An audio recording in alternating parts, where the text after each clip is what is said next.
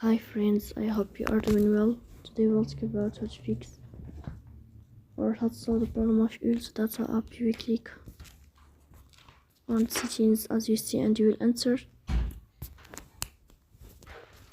Here you will click on apps, default apps, app settings. Here in this list you will search about the application of UltData and you will click in this page of app info. You will click on first stop and you will click OK. Here we go to storage.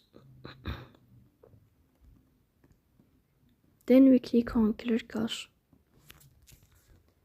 In the end, you will turn off your phone and you will wait a moment to restart your phone again to fix that problem.